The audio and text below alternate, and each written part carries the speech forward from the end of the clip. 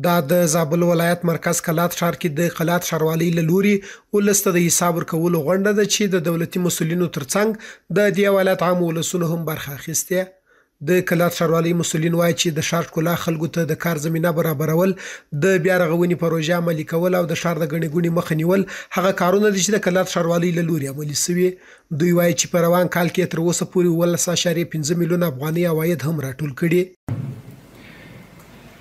په 1402 مالي کال کې کوم امکانات چې کلات ښاروالۍ ته په اختیار کې ورکول شوي وو،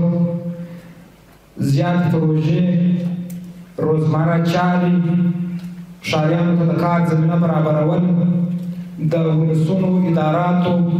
او پوهنکي د مؤسساتو سره ښه همغږي او د هغه ترڅنګ د عوایدو د راټولولو ښه پروسیجر او مدیریت کول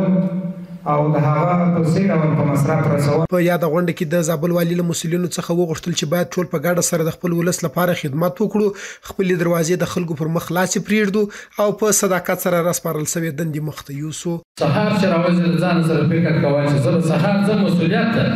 زه په دا چوکۍ کې کښېنم، زه پر دا چوکۍ باندې یم، زه به نن څه کوم، زه به نن د خلکو سره کوم عمل کوم،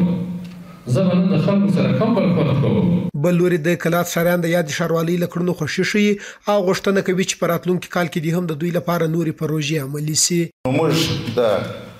مختلفو اصنافو د مختلفو کمیټو د ښار د اوسیدونکو په استازولي باندې منندوینه کوو چې دا هغه حساب ورکونه ده چې کوم عواید چې دوی په لاس راوړي دي او پر کومه لار باندې مصرف کړي دي. بناءً دا یو ښه ګام دی، دا ګام موږ ستایو. د یادونې وړ ده چې د کلات ښاروالۍ د راتلونکي کال لپاره د ښار د ښکلا او بیا رغونې لپاره ګڼې پروژې په پلان کې لري.